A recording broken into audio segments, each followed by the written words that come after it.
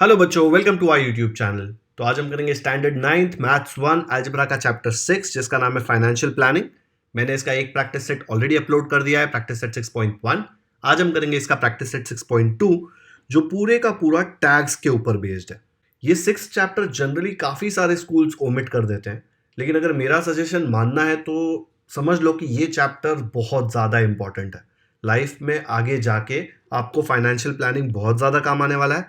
Plus आप अगर आपके पेरेंट्स को या आपके रिलेटिव्स को किसी को इम्प्रेस कर सकते हो फाइनेंशियल प्लानिंग की नॉलेज से कि टैक्स कैसे कैलकुलेट होता है। आपने टैक्स के बारे में तो सुना ही होगा, जीएसटी टैक्स करके जो है वो बहुत ज़्यादा फेमस है क्योंकि आप हर चीज़ पे ऑलमोस्ट जीएसटी भरते हैं। बाकी जो इनकम टैक्स होता है वो शायद आपको पता नहीं होगा बिकॉज अभी तक आप लोग अर्न नहीं कर रहे हो, लेकिन टैक्स को समझे बिना आपकी लाइफ आसान हो ही नहीं सकती। टैक्स आपको समझना ही है। तो हम लोग ये चैप्टर शुरू करते हैं। अब टैक्स किस लिए कलेक्ट होता है? टैक्स कलेक्ट कौन करता है? टैक्स कलेक्ट करती है गवर्नमेंट। क्यों कलेक्ट करती है गवर्नमेंट टैक्स? ऐसे ही फ्री में अपने से पैसा ले लेते हैं? नहीं, हम लोगों को बहुत सारी सर्विसेज गवर्नमेंट प्रोवाइड करती है, जैसे कि रोड कंस्ट्रक्ट हो रहा है, ब्रिजेस बन रहे हैं, ट्रेन्स के लिए रेलवे ट्रैक्स बन रहे हैं। आपको लगता है ट्रेन की टिकट लेने से ट्रेन के खर्चे निकल जाते हैं क्या? नहीं, उनको चलाने के लिए बहुत ज़्यादा पैसे लगते हैं, तो उसके लिए टैक्स लेना ज़रूरी होता है। बाकी वेलफेयर स्कीम्स है, जैसे गवर्नमेंट हॉस्पिटल्स, गवर्नमेंट स्कूल्स। सब लोग लकी नहीं होते ना, सब लोगों को स्कूल की फीस भरना या फिर हॉस्पिटल में जाके पैसे देना सब लोग अफोर्ड नहीं कर सकते। तो गवर्नमेंट को ऐसी हॉस्पिटल्स, ऐसे स्कूल्स चलानी पड़ती है जहाँ पे फ्री एजुकेशन, फ्री ट्रीटमेंट मिलता हो। फिर पुलिस है, पुलिस की सैलरी कौन देगा? गवर्नमेंट देगी। गवर्नमेंट सैलरी कहाँ से लाएगी? गवर्नमेंट को पैसे तो चाहिए ना, तो गवर्नमेंट टैक्सेस से पैसे लाएगी। अगर पुलिस नहीं है, मिलिट्री नहीं है, तो सिक्योरिटी का ध्यान कौन रखेगा? फिर जब नेचुरल डिजास्टर्स होते हैं, नेचुरल डिजास्टर्स मतलब साइक्लोन आ गया, फ्लड्स आ गए, ठीक है, अर्थक्वेक आ गया, तब गवर्नमेंट बहुत सारी हेल्प करती है सिटीजन्स की। ये सारे पैसे हम लोग जो टैक्स देते हैं उसी के थ्रू गवर्नमेंट के पास आते हैं। टाइप्स ऑफ टैक्सेस, अभी जो इसमें अंदर दिया है ना, थोड़ा पुराना इंफॉर्मेशन लग रहा है। इसमें सही है लेकिन इनडायरेक्ट में थोड़ा पुराना है, बट ठीक है, वो देखो मत। दो टाइप के होते हैं, डायरेक्ट और इनडायरेक्ट। वर्ड में ही मीनिंग है। डायरेक्ट मतलब जो डायरेक्ट इंडिविजुअल, जो बंदा खुद भरता हो, जैसे कि इनकम टैक्स होता है। जनरली आप आपके पेरेंट्स को पूछेंगे तो शायद वो आपको बताएंगे कि वो इनकम टैक्स भरते हैं कि नहीं भरते, ठीक है। प्रोफेशनल टैक्स, जो प्रोफेशनल्स होते हैं वो प्रोफेशनल टैक्स भरते हैं। इनडायरेक्ट टैक्स आपके पास ऑप्शन नहीं होता, इनडायरेक्ट टैक्स आपको भरना ही पड़ता है। जैसे आप कोई भी चीज़ ले लो, आप होटल में चले जाओ, रेस्टोरेंट में चले जाओ, तब बिल देख लेना, वहाँ पे बिल में नीचे जीएसटी करके लिखा होगा। आप कुछ ऑर्डर करते हो ऑनलाइन, जब ऑनलाइन ऑर्डर करते हो और घर पे वो आता है तो उस पर बिल पे चेक करना, जीएसटी टैक्स करके कुछ लिखा होगा, ठीक है। पेट्रोल डीजल खरीदते हो तब उस पर भी टैक्स देना पड़ता है। हर एक चीज़ पे ऑलमोस्ट टैक्स देना पड़ता है। वो टैक्स का आपके पास ऑप्शन नहीं होता, उसको बोलते हैं इनडायरेक्ट टैक्स। कोई भी वो प्रोडक्ट खरीदेगा तो ऑटोमेटिकली वो टैक्स भर दिया जाएगा गवर्नमेंट को। ओके, अब हमको जो समझना है ना, वो इसके बाद शुरू होने वाला है कि इनकम टैक्स कैसे कैलकुलेट करते हैं। ये वाला जो टैक्स है ना, इनकम टैक्स। इनकम का मतलब होता है जो पैसे आप कमाते हो, इनकम, ठीक है। जो आपके पास पैसा आता है, जो पैसा आता है कितना आ रहा है उसके बेसिस पे आप टैक्स भरते हो। तो वो हमें कैलकुलेट करना सीखना है। वो किस किस चीज़ों पे डिपेंड करता है? एक तो आपकी एज कितनी है, सेकंड आप कितना पैसा कमाते हो। जो ज़्यादा पैसा कमाता है वो ज़्यादा टैक्स दे सकता है ना, और जो कम पैसा कमाता है उसको क्यों लूटा जाए? गवर्नमेंट उसको थोड़ी ना, ऐसे गवर्नमेंट खून चूसने के लिए नहीं बैठी है। तो जो कम पैसा कमाता है गवर्नमेंट उससे कम टैक्स लेती है, और एक लेवल के नीचे जब जो पैसा कमाता है उनसे टैक्स ही नहीं लिया जाता। ऑलमोस्ट सारे कंट्रीज में ऐसा ही होता है। और ये जो हम लोग सीखने वाले हैं ना, ये चीज़ फिक्स नहीं है, ये ऑलमोस्ट एवरी ईयर चेंज होती है। Government tax structure almost every year change करती है। आपने बजट करके सुना होगा, every year around Feb March के टाइम पे बजट होता है ना, फाइनेंस मिनिस्टर सूटकेस लेके प्रेजेंट करते हैं, आपने न्यूज़ में देखा होगा, और पूरे दिन न्यूज़ में बजट बजट चल रहा होता है। तो वो टाइम पे डिसाइड होता है कि क्या टैक्सेस लगाए जाएंगे और कौन से टैक्सेस कम किए जाएंगे, कौन से टैक्सेस बढ़ाए जाएंगे। तो हम लोग देखते हैं कि इनकम टैक्स कैसे कैलकुलेट होता है। अब इसमें आगे थोड़ी और थियोरी दी हुई है। जब क्वेश्चन सॉल्व करेंगे ना तो ये थियोरी भी मैं आपको एक्सप्लेन कर दूंगा, ठीक है। इसके ऊपर क्वेश्चंस भी पूछे गए हैं। ये सारी थियोरी मैं क्वेश्चंस में एक्सप्लेन करूंगा आपको। चलो आते हैं टेबल 1 पे। अब ये टेबल पहली बार देखोगे तो ऐसा लगेगा भाई क्या क्या कहना चाह रहा है। आप समझ रहे हो कि ये टेबल मुझे पूरा याद करना पड़ेगा? हाँ, ऑप्शन नहीं है, याद तो करना पड़ेगा, लेकिन ये सारे टेबल्स जो दिए हुए हैं टेक्स्ट बुक में, बहुत सारी चीज़ें इसमें रिपीट हो रही है, ठीक है। तो यहाँ पे ये है individuals up to age of 60 years. Individual मतलब अकेला आदमी, पर्सन, उसके ऊपर बेस्ड है। Up to the age of 60 years, 60 years तक की जो एज है उतने तक अगर उसकी एज फिट होती है तो उसके ऊपर ये टेबल वैलिड होगा। ये टेबल के हिसाब से उसके ऊपर टैक्स लगाया जाएगा। ठीक है, अभी मैंने आपको बताया जो कम पैसे कमा रहे हैं उनके लिए कम टैक्स होता है, जो ज़्यादा पैसे कमा रहे हैं उनके लिए ज़्यादा टैक्स होता है। तो 60 ईयर्स के नीचे के लिए क्या क्या टैक्स है देख लेते हैं एक बार। ओके, तो मैंने ये फोटोज इसलिए डाले क्योंकि ये सारे स्टार्स आज के दिन में 60 से नीचे, तो इनके ऊपर ये वाला टेबल वैलिड होता है। हो सकता है इनके ऊपर सब ऊपर वाला ही वैलिड होगा, बिकॉज ये तो बहुत पैसे कमाते हैं, 100 करोड़ करती है ना इनकी मूवीज। चलो, टैक्स इनकम स्लैब्स, मतलब जो 2,50,000 तक पैसा कमा रहा है उसके लिए ये वाले रूल्स हैं। जो 2,50,000 से लेके 5 लाख तक कमा रहा है, बीच में उसकी कहीं पे इनकम है, उसके लिए ये वाले रूल्स हैं। 5 लाख से 10 लाख तक अगर उसकी इनकम है, मतलब साल में वो इतने पैसे कमा रहा है, लेट्स से 8 लाख कमाता है, तो 8 लाख 5 और 10 के बीच में है ना, तो उसके ऊपर ये वाला रूल होगा। और अगर वो 10 लाख से ज़्यादा कमा रहा है तो उसके ऊपर ये वाला रूल होगा। देखो ये लोग तो 10 लाख से ज़्यादा ही कमाते होंगे। और फिर नीचे और कुछ भी दिया हुआ है, वो बाद में एक्सप्लेन करूंगा मैं।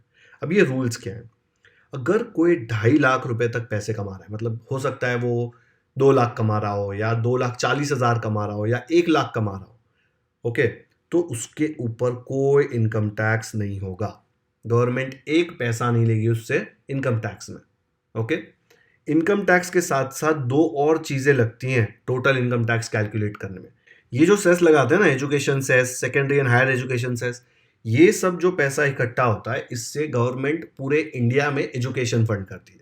काफ़ी स्कूल्स जो होते हैं, जो अंडर प्रिविलेज एरियाज में होते हैं, उनको पता है दोपहर को खाना दिया जाता है स्कूल में, तो वो खाना देना, उनको खाना नहीं देंगे तो स्कूल नहीं आएंगे ना, वो स्कूल अफोर्ड नहीं कर सकते। तो वैसे स्कूल्स फंड करने के लिए उसके लिए पैसा तो चाहिए ना, तो वो पैसा यहाँ से आता है।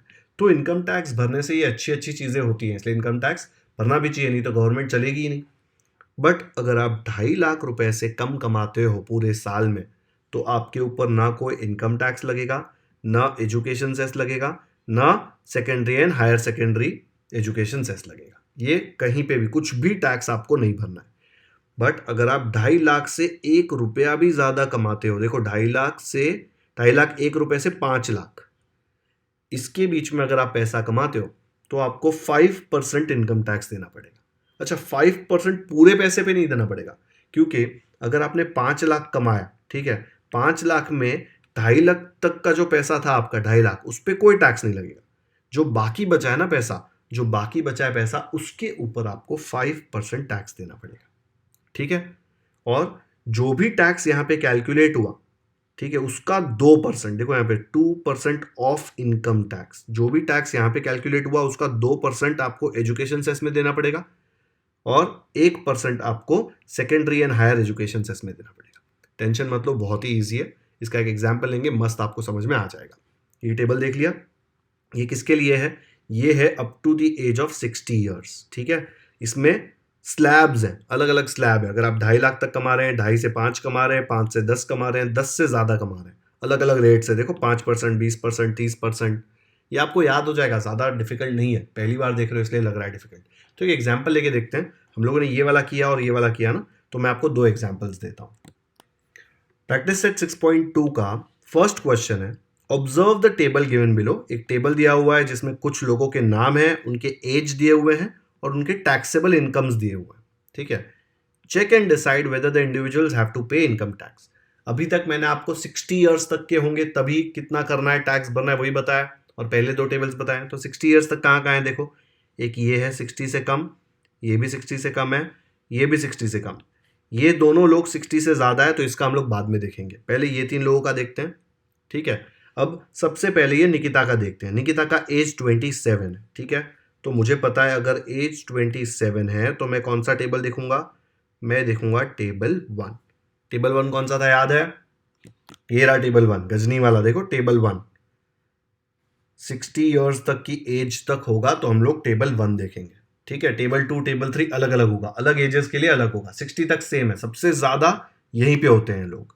ओके, तो अभी हम लोग निकिता को इसमें फिट करके देखेंगे। निकिता की टैक्सेबल इनकम क्या है, उसके हिसाब से हम लोग कैलकुलेट करेंगे। ये कैसा है बच्चों, पता है, आप लोग नोटबुक में, आप लोग टेक्स्ट बुक में जो इंडेक्स देखते हैं, इंडेक्स में कैसे लेसन का नाम, पेज नंबर, वो सब लिखा होता है ना, वैसे ही ये है कि आप लोग देखोगे अरे ये यहाँ पे आ रहा है तो इसका क्या वैल्यू लेना है। ठीक है, तो निकिता यहाँ पे फिट होने वाली, ये टेबल का एक छोटा वर्जन वहाँ पे कॉपी कर लूँ क्या, यहाँ पे देख लो, मैंने टेबल 1 थोड़ा सा यहाँ पे कॉपी करके रख दिया है। अभी इसकी एज 27 है, देखो up to the age of 60 years, मतलब 60 से कम है, इसलिए हम लोग टेबल 1 यूज करेंगे। इसकी टैक्सेबल इनकम क्या दी हुई है यहाँ पे? टैक्सेबल इनकम है 2,34,000, ठीक है, यहाँ पे दिया हुआ है 2,34,000 रुपीज।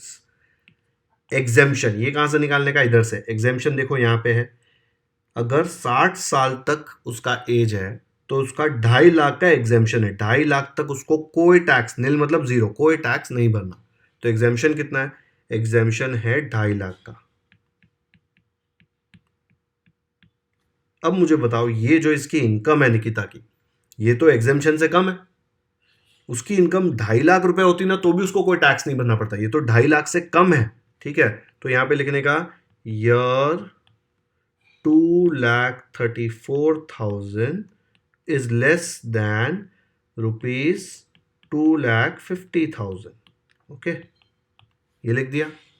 लेस है इसलिए हम लोग क्या बोलेंगे? Therefore Nikita will not have to pay any tax, ठीक है। पे इनकम टैक्स लिखेंगे, और निकिता क्या मेरी दोस्त थोड़ी ना है, मिस निकिता दिया होता ना तो मिस निकिता लिखना पड़ेगा। आप लोग भी निकिता मत लिख देना, तो चेंज कर दो वहां पे। तो यहां पे ऐसा आ गया, miss Nikita will not have to pay income tax. क्यों? बिकॉज जो पैसे वो कमा रही थी वो एग्जेम्पशन से कम है। एग्जेम्पशन मतलब छूट, इतनी छूट है, यहां तक उसको कोई टैक्स नहीं भरना है, ठीक है। अगर ये 2,34,000 के जगह पे 2,39,000 होता तो क्या आता? तो भी 2,39,000 इससे कम है, तो भी उसको कोई टैक्स नहीं भरना पड़ता। अगर 249 होता तो 249 भी 250 से कम है, तो भी उसको कोई टैक्स नहीं भरना पड़ता। लेकिन अगर यहाँ पे 51 हो जाता तो क्या होता? ये 2,51,000 ये 2,50,000 से ज्यादा हो जाता, 1,000 रुपए ज्यादा है ना, तो जो एक्स्ट्रा 1,000 रुपया उसने कमाया ना, उसके ऊपर उसको टैक्स भरना पड़ेगा, ठीक है। वो आगे देखेंगे, लेकिन अभी तो निकिता को कोई, निकिता नहीं यार, मिस निकिता को कोई टैक्स नहीं भरना। समझ में आया टेबल 1 कैसे यूज किया? चलो एक और क्वेश्चन देखते हैं। सेकंड देखते हैं मिस्टर कुलकर्णी। बच्चों ये फर्स्ट वाला जो क्वेश्चन है ना 6.2 का, उसमें आपको इनकम टैक्स कैलकुलेट नहीं करना, उसमें खाली आपको येस और नो में जवाब देना है कि भाई ये आदमी टैक्स भरेगा कि नहीं भरेगा। अब मिस्टर कुलकर्णी की एज है 36, तो हम लोग ने यहाँ पे लिख दिया 36। एज 36 मतलब 60 से कम है ना, 60 तक आया ना 36, तो हम लोग टेबल 1 ही देखेंगे, ये वाला। उसकी टैक्सेबल इनकम क्या है देखो, 3,27,000, तो हम लोग यहाँ पे लिख देंगे उसकी टैक्सेबल इनकम है 3,27,000। इसके लिए एग्जेम्पशन क्या है? 36 वाली एज के लिए 2,50,000 तक कोई टैक्स नहीं है, उसको बोलते हैं एग्जेम्पशन। तो उसको एग्जेम्पशन है 2,50,000 रुपीज तक का। लेकिन यहाँ पे इसकी इनकम देखो 3,27,000 है, ठीक है। तो हम लोग बोल सकते हैं कि भाई 3,27,000 जो है वो एग्जेम्पशन से तो ज्यादा है। आप 2.5 लाख से ज्यादा पैसा कमा रहे हो। अगर आप 2.5 लाख से ज्यादा पैसा कमा रहे हो तो हम बोल सकते हैं therefore mister Kulkarni will have to pay income tax. कितना भरना है वो अभी हमको डिसाइड नहीं करना, वो आगे जाके डिसाइड करेंगे। अभी सिर्फ इतना डिसाइड करना है कि भाई ये टैक्स भरेगा कि नहीं भरेगा। ओके, आया समझ में? तो ये मैं इरेज कर रहा हूं फिर से यहां से, ये वाला पार्ट याद रखना है। ये एज के हिसाब से डिसाइड होता है कि कौन सा टेबल देखना है। अभी तक मैंने आपको टेबल 1 सिखाया तो सिर्फ टेबल 1 के क्वेश्चंस देख रहा हूं। ओके, टेबल 1 में यही एग्जेम्पशन है, 2.5 लाख तक का एग्जेम्पशन है। एक और क्वेश्चन करते हैं। अभी थर्ड क्वेश्चन आपको खुद से सोचना है, ठीक है। मिस मेहता है, उसकी एज 44 दी गई, तो आप लोग सबसे पहले क्या लिखेंगे? एज उसकी 44 है यहाँ पे, तो यहाँ पे लिख दिया 44। तो हम लोग कौन सा टेबल देखेंगे? टेबल 1, बिकॉज टेबल 1 में 60 ईयर्स तक के सारे लोग आ जाते हैं, तो टेबल 1 देखेंगे। अब टेबल 1 में एग्जेम्पशन कितना है देखो, एग्जेम्पशन है 2,50,000 तक, तो एग्जेम्पशन तो लिख दिया। एग्जेम्पशन मतलब छूट कितनी मिलेगी, यहां तक कमाया तो कोई टैक्स नहीं।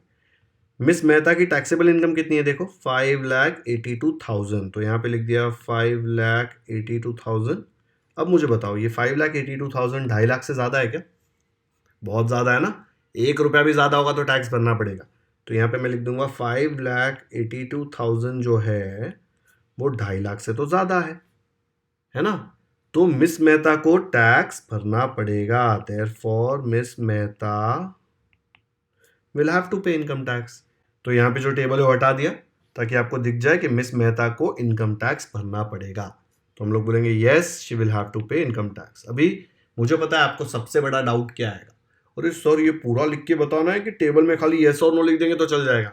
अरे यार मत लिखो यस नो, रीजन लिख दो ना, तो समझ में आएगा कि क्यों लिखा है। यस नो तो कॉपी करके भी लिख सकते हो ना, लोग कॉपी करते हैं, इसलिए रीजन लिखना है, ये पूरा लिखना है कि एज कितना है। इसके हिसाब से पता चला टेबल कौन सा लगेगा। टेबल से पता चला कि एग्जेम्पशन क्या मिलेगा। एग्जेम्पशन मतलब कितने तक टैक्स नहीं भरना। ये टैक्सेबल इनकम तो यहाँ पे दिया हुआ है तो वो कॉपी कर लिया। अब चेक करने का, ये जो इनकम है वो एग्जेम्पशन से ज्यादा है क्या?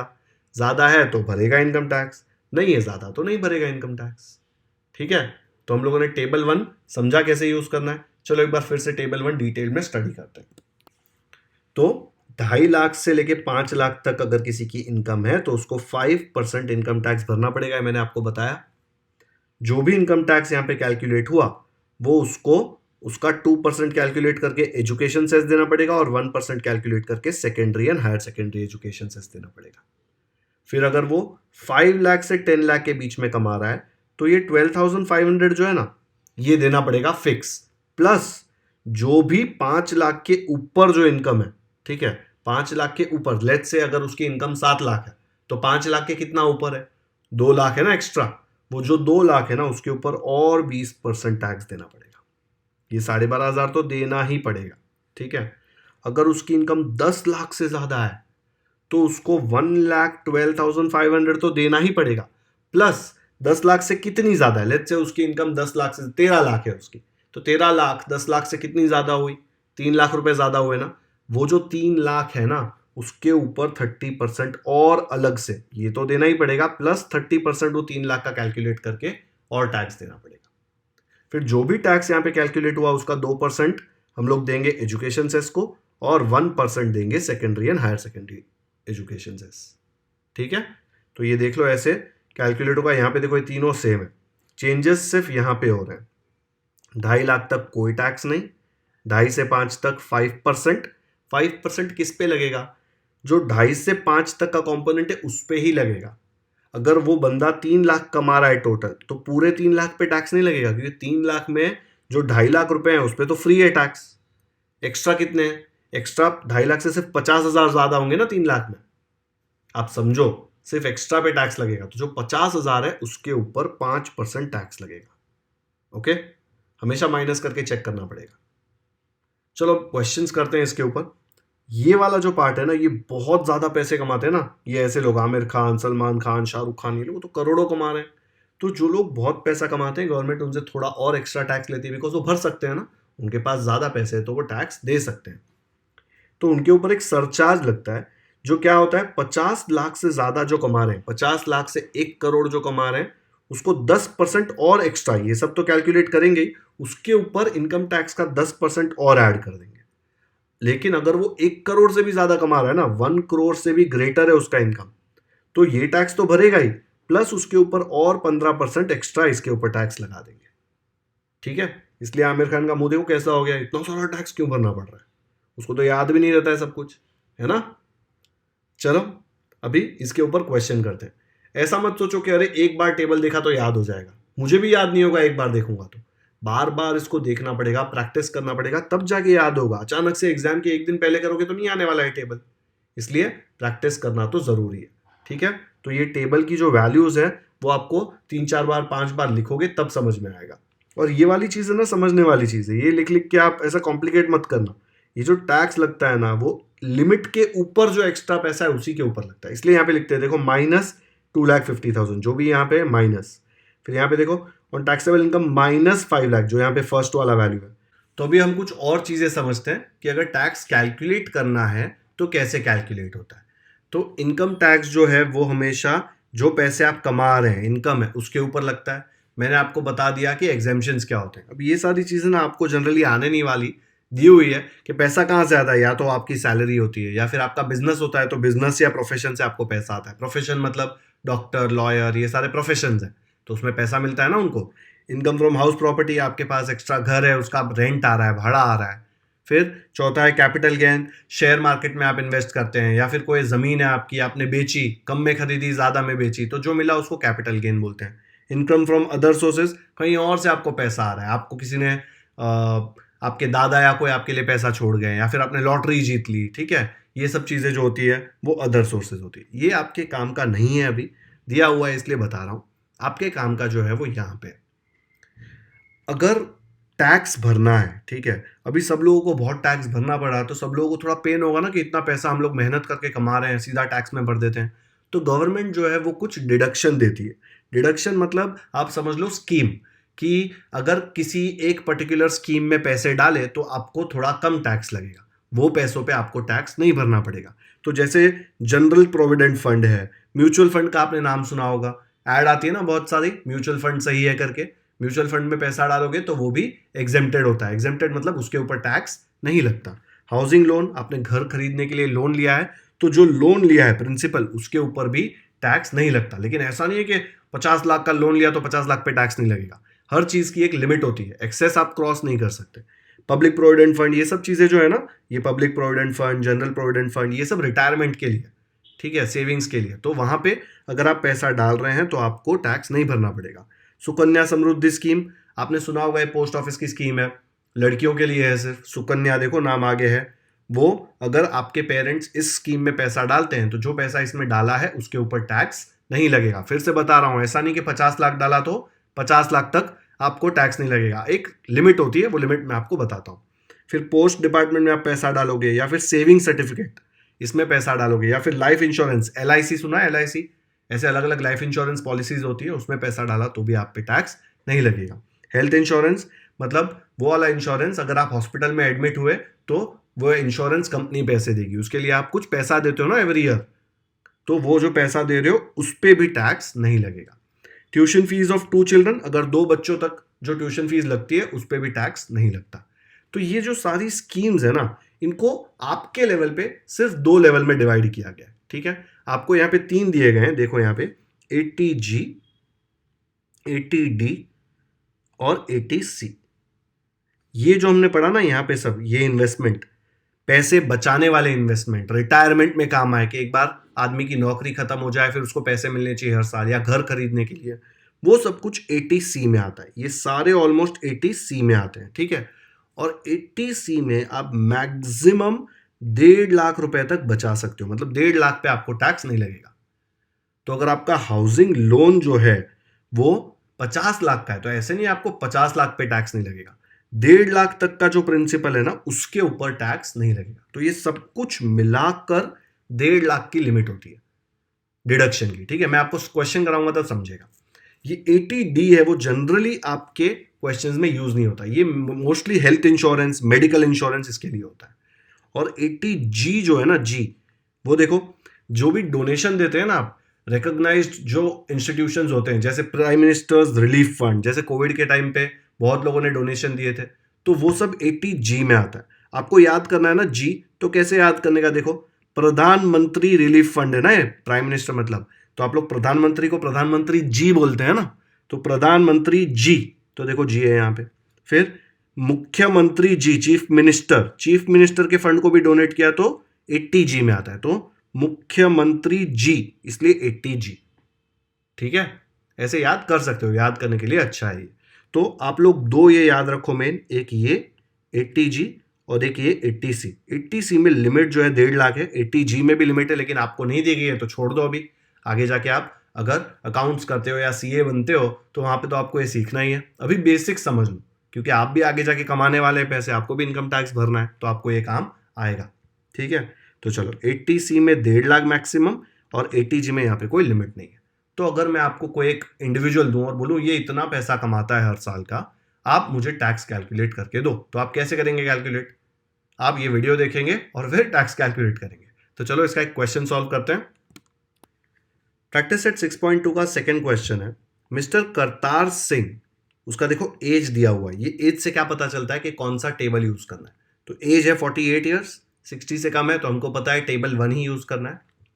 Works in a private company, his monthly income after deduction of allowances, ये जो लाइन है वो आपके लिए इंपॉर्टेंट नहीं है अभी। अलाउंसेस मतलब वो जो कंपनी के लिए काम करते हैं उनको कुछ अलाउंसेस देती है, जैसे कि हो सकता है पेट्रोल का पैसा या फिर गाड़ी देती है कंपनी, तो वो सब चीज़ों का पैसा नहीं है, ठीक है। वो सब अलग करके उनको 42,000 रुपीज एवरी मंथ मिलते हैं। 42,000 रुपीज उनकी मंथली इनकम है। टैक्स याद है ना, ईयरली इनकम पे लगता है, पूरे साल की इनकम पे। तो यहाँ पे महीने का दिया है, आपको पूरे साल का निकालना है तो कैसे निकालोगे? 42,000 इंटू 12 करोगे ना, 12 मंथ्स होते हैं। एवरी मंथ ही contribute rupees 3,000 to GPF. GPF याद है ना, जनरल प्रोविडेंट फंड।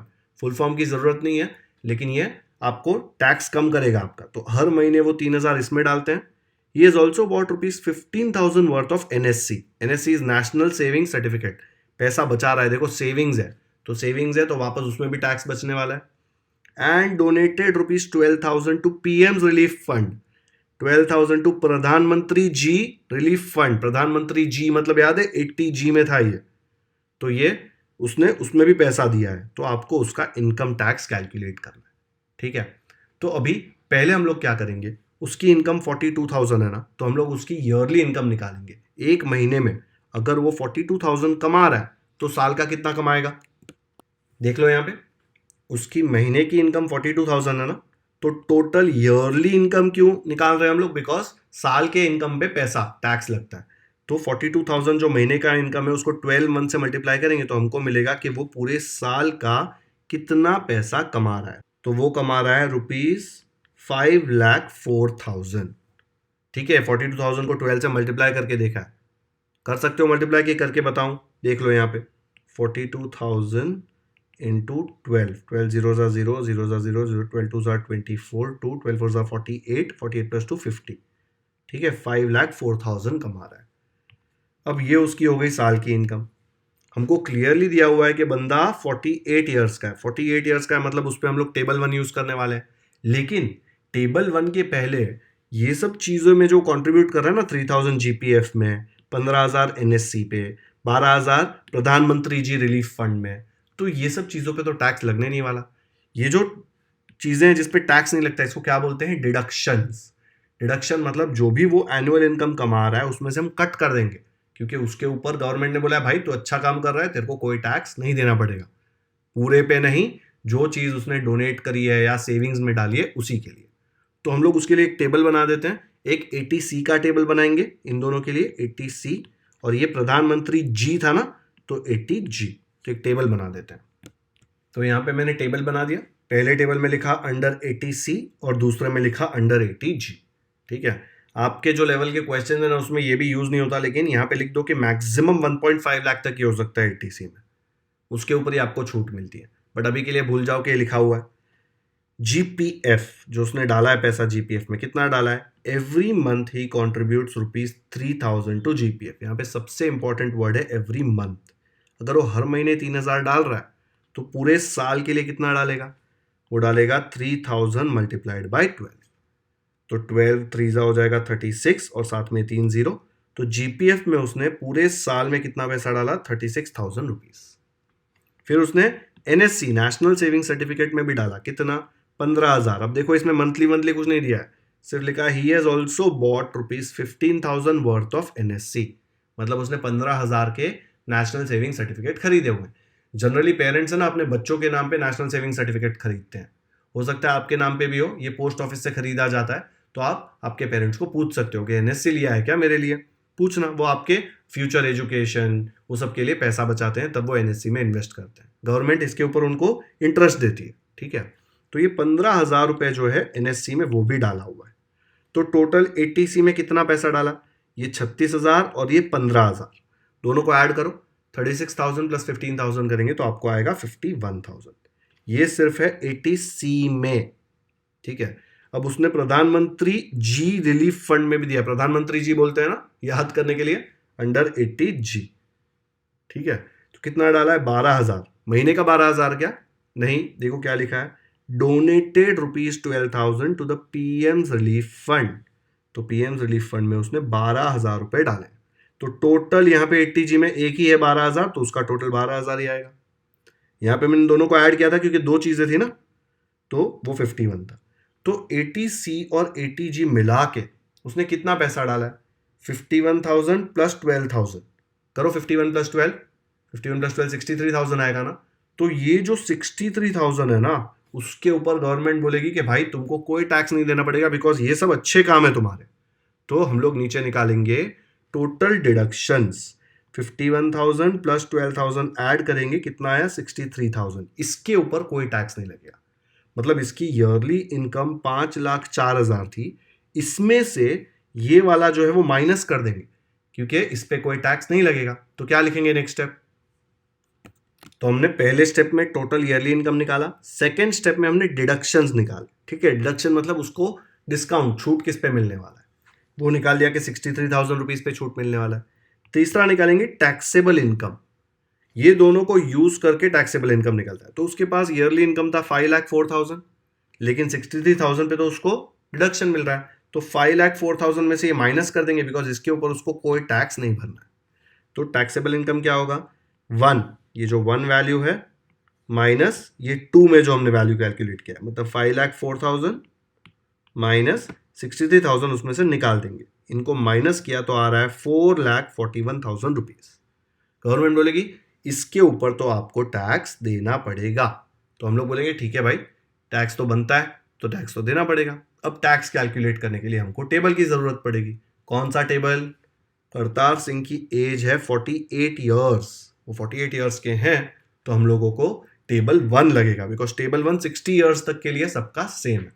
ओके, तो टेबल 1 देखते हैं अभी। तो यहां पे मैंने आपके समझने के लिए टेबल 1 पेस्ट कर दिया है, बाद में आपको याद करना है टेबल 1। ठीक है, इनकम देखो कितना है 4,41,000। हमने देखा कि करतार सिंह 60 ईयर्स से कम एज है ना, तो यही वाला टेबल यूज होगा। अब 4,41,000 देखो कहाँ फिट होता है, अप टू 2,50,000 नील, ये 2,50,000 से तो ज़्यादा है, तो ये वाला लाइन कोई काम का नहीं है अभी के लिए।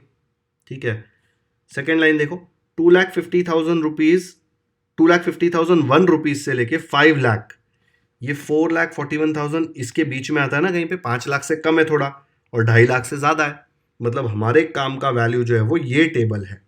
ठीक है, तो सिर्फ ये वाला लाइन काम का है, ये जो है बाकी सब यूजलेस है। ये नीचे वाला पार्ट भी यूजलेस है क्योंकि वो तो 10 लाख से ज़्यादा कमाएंगे उसके लिए था, तो ये सब भूल जाओ, सिर्फ इतना सा देखना है। तो यहाँ पे मैंने ऐसे लिख दिया, from table 1 taxable income in the slab, इसको स्लैब बोलते हैं। ठीक है, स्लैब मतलब कुछ चीज़ों को सेपरेट करते हैं ना, एक के ऊपर एक ऐसे लेयर होती है, लेयर्स को स्लैब बोलते हैं। तो ये एक लेयर हो गई, ये पहली लेयर, उसके ऊपर दूसरी लेयर, तो स्लैब बोलते हैं इसको। तो देखो यहाँ पे ये वाले स्लैब में है 4,41,000, तो मैंने ये लिख दिया। अब मुझे ये नंबर्स यूज करके टैक्स कैलकुलेट करना है। तो ये नंबर क्या बोलता है देखो, 5% इनकम टैक्स किस चीज़ पे लगेगा? On taxable income.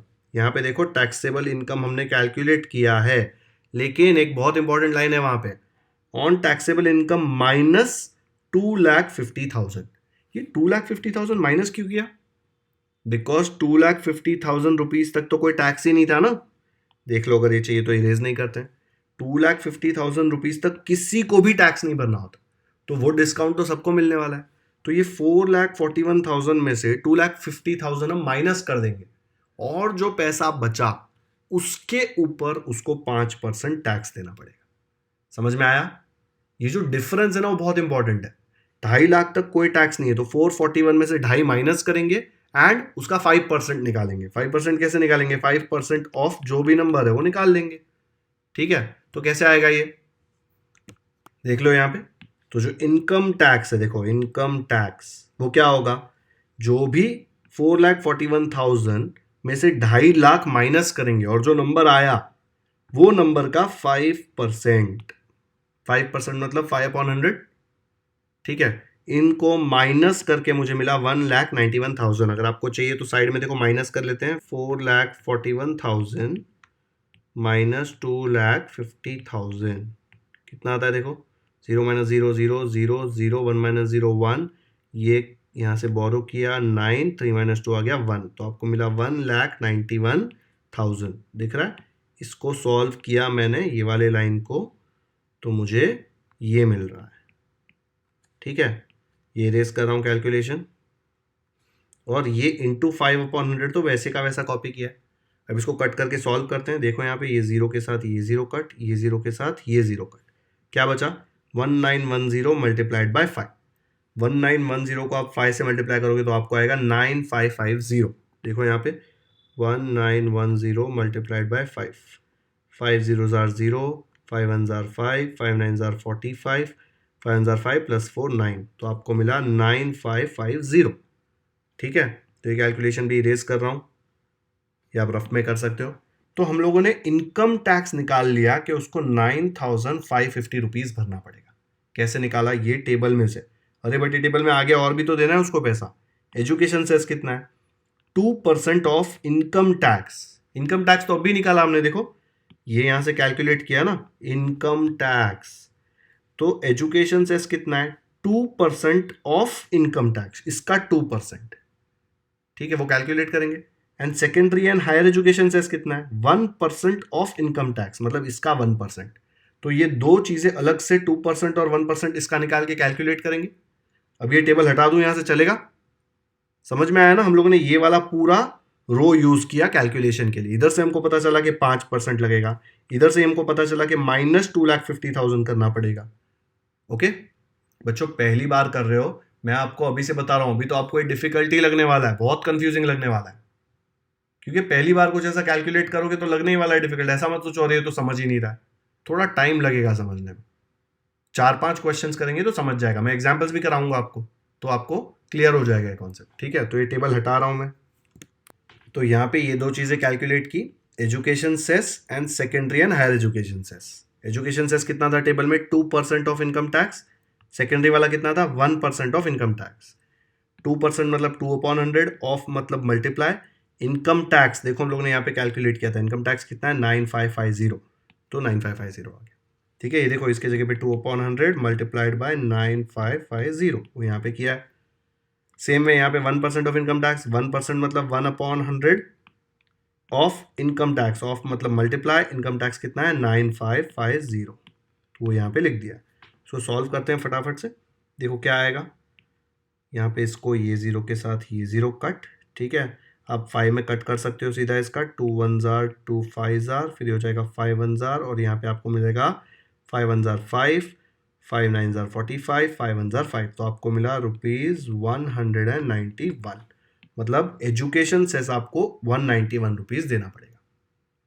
ये कट करूंगा तो कैलकुलेशन दिखता नहीं है ना कि पीछे नंबर क्या लिखा है, पर कैलकुलेशन नहीं बताऊंगा तो भी आपको डिफिकल्ट लगेगा। फिर यहाँ पे नीचे देखो ये कैलकुलेट कर लेते हैं, यहाँ पे जीरो के साथ जीरो कट। अब देखो 955/10 है, अगर मुझे 1 के बाद एक ही जीरो है ना, तो अगर डेसिमल पॉइंट में लिखना है तो यहाँ पे ये पॉइंट आ जाएगा और नीचे का 10 गायब हो जाएगा, तो मुझे क्या मिलेगा?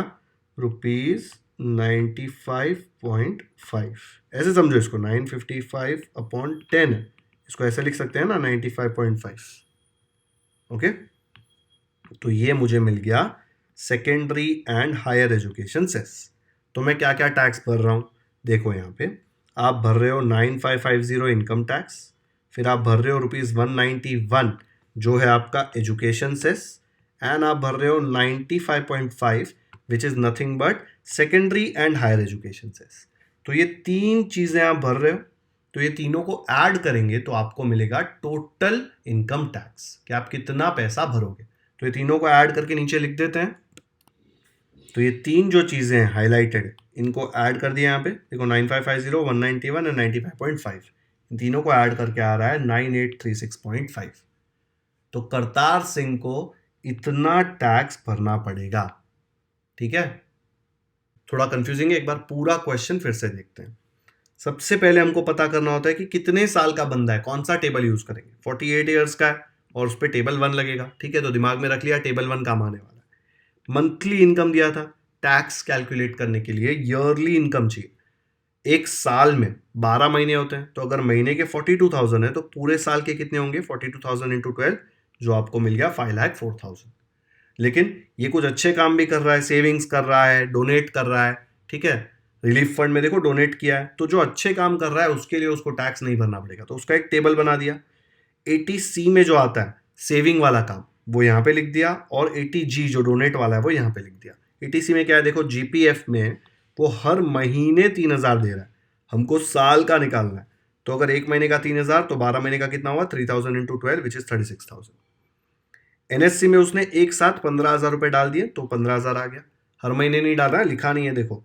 तो 80C, ये नंबर याद रखना है, 80C में GPF, NSC, PPF, LIC, ठीक है, ये सब 80C में आएगा। 80G में प्रधानमंत्री जी, मुख्यमंत्री जी, ये सब डोनेट जो करते हो ना, आप किसी को पैसे देते हो, डोनेट करते हो, वो 80G में आता है। तो यहाँ पे देखो 36,000 प्लस 15,000, टोटल 51,000 आया 80C में, और पीएम रिलीफ फंड को उसने 12,000 दिया, तो यहाँ पे एक ही है तो वो 12,000 यहाँ पे लिख दिया। तो टोटल डिडक्शंस ये निकाल रहे थे, ठीक है, ये भी एक डिडक्शन है, ये भी एक डिडक्शन है। तो टोटल डिडक्शन क्या आया, इन दोनों को ऐड करके मिला 51,000 प्लस 12,000 रुपये 63,000। मतलब अगर वो इतने पैसे कमा रहा है, उसमें से ये 63,000 पे तो कोई टैक्स नहीं लगेगा। तो जिस पे टैक्स लगेगा वो निकालते हैं। ये इसकी इनकम है, लेकिन इसके ऊपर टैक्स नहीं लगेगा। टैक्स किस पे लगेगा, टैक्सेबल इनकम पे। वो कैसे निकालेंगे, इसमें से ये चीज माइनस कर देंगे। तो 5,04,000 में से 63,000 माइनस कर दिया, क्या मिला, 4,41,000 रुपीज। ये उसकी टैक्सेबल इनकम है, ठीक है। अब ये टैक्सेबल इनकम है, तो इस पे टैक्स कितना लगेगा उसके लिए हमें टेबल देखना पड़ेगा। तो हमने टेबल देखा, टेबल 1 में हमको पता चला कि उसकी टैक्सेबल इनकम कौन से स्लैब में, 2.5 लाख से 5 लाख रुपए के बीच में। याद है ना, ये हम लोग ने टेबल देखा था। ये जो नंबर है 4,41,000 जो है वो 2.5 से 5 लाख के बीच में आता है। तो 2.5 लाख तक तो किसी को कोई टैक्स नहीं होता। तो 441 में से 2.5 लाख माइनस कर दो, और जो मिला उसको 5% निकालना है। क्यों 5%, क्योंकि टेबल में दिखा था कि 5% टैक्स लगेगा, इसलिए 5% मतलब 5/100 मल्टीप्लाई किया, पता चला कि उसको 9,550 का इनकम टैक्स भरना पड़ेगा। अब सिर्फ इससे काम नहीं चलेगा, एजुकेशन सेस लगता है 2% इनकम टैक्स के ऊपर, तो ये 2% ऑफ 9,550 निकाला तो 191 मिला। And secondary and higher education cess लगता है 1% ऑफ इनकम टैक्स, ठीक है, उस पर निकाला 1% तो 95.5 मिला। तो ये 3 चीजें उसको भरनी है, तो ये 3 चीजों को ऐड कर दिया तो पता चला कि उसको इतना टैक्स भरना है। ओके, पहला क्वेश्चन है, टेंशन मतलब एग्जाम्पल भी करने वाले हैं हम लोग। यहां तक समझ में आ गया, पक्का? पूरा सोल्यूशन एक बार फिर से देखो और कॉपी कर लो नोटबुक में फटाफट से। सॉल्व एग्जाम्पल देखते हैं इसके बाद एक, यही टेबल में इरेज करके मैं पूरा सॉल्व एग्जाम्पल करा दूंगा। ओके, करते हैं सॉल्व एग्जाम्पल। सोल्यूशन मैंने नीचे रहने दिया, ये इरेज कर करके इसका सोल्यूशन लिखेंगे, आपको समझ में आएगा। सेम पैटर्न फॉलो होता है, सेम स्टेप्स। एग्जाम्पल दिया है, mister Matre is 50 years old. ये टेक्स्ट बुक में ही है, 50 ईयर्स का है, मतलब कौन सा टेबल यूज करेंगे, अगर मिस्टर मात्रे 50 ईयर्स के हैं तो हम लोग यूज करेंगे टेबल 1, ठीक है, जो अभी यूज किया था भाई। His gross total income is ₹12 lakhs, 12 lakh रुपए उनकी इनकम है। He has invested in the following amounts in different schemes. 12 lakh rupees उनकी इनकम है, मतलब महीने की इनकम नहीं दिया है, टोटल इनकम दिया हुआ है साल का। तो ये टोटल ईयरली इनकम 12 से मल्टीप्लाई करके कैलकुलेट नहीं करना पड़ेगा, सीधा दिया हुआ है कि भाई 12 लाख रुपीज इनकम है। ओके, काम आसान हो गया, मल्टीप्लाई नहीं करना पड़ा ना 12 से। अभी और क्या दिया है देखो, डिडक्शन निकालने पड़ेंगे। इंश्योरेंस प्रीमियम भर रहा है 90,000, पीपीएफ में इन्वेस्ट कर रहा है 15,000, प्रोविडेंट फंड पीएफ में इन्वेस्ट कर रहा है 25,000, नेशनल सेविंग सर्टिफिकेट है 20,000। इसने प्रधानमंत्री जी, मुख्यमंत्री जी, किसी को डोनेट नहीं किया, कहीं पे पैसा डोनेट नहीं किया ना कहीं पे, तो ये जी वाला टेबल तो नहीं आएगा इसमें।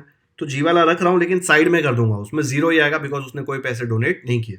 लेकिन यहाँ पे देखो ये 4 चीजें हैं, ये चारों चीजों का यहाँ पे सम निकालना पड़ेगा। तो यहाँ पे मैंने 80C में ये 4 चीजें लिख दी, फर्स्ट, सेकेंड, थर्ड और फोर्थ। देखो 90,000 insurance premium, 25,000 provident fund, 15,000 investment in PPF and 20,000 जो है वो नेशनल सेविंग सर्टिफिकेट है। यहाँ पे 80G में कुछ नहीं है, उसने कहीं पे डोनेट नहीं किया तो वो जीरो है। तो यही जो है वो टोटल डिडक्शन होगा, है ना, क्योंकि जीरो ऐड करोगे तो टोटली मिलेगा ना। तो टोटल डिडक्शन क्या हो गया, ये चारों को ऐड कर दो, 25 प्लस 15 हो जाएगा 40, 40 प्लस 20 हो जाएगा 60, 60 प्लस 90 करूंगा तो आएगा 1,50,000, ठीक है। तो 1,50,000 उसको टोटल डिडक्शन मिल रहा है। 12 लाख रुपए उसका इनकम जो है, उसमें से 1.5 लाख रुपए ऐसा है जिसपे टैक्स नहीं लगेगा। गवर्नमेंट बोलेगी तुम अच्छा काम कर रहे हो, नहीं भरना है इस पे टैक्स। तो 12 लाख में से हम लोग 1,50,000 माइनस कर देंगे, क्या निकालेंगे, टैक्सेबल इनकम। ये है इसका इनकम, लेकिन टैक्स इस पे नहीं लगेगा, इसमें से हम लोग ये काट देंगे, फिर जो बचेगा उसके ऊपर टैक्स लगेगा। तो निकालो माइनस करके, 12 lakhs माइनस 1,50,000।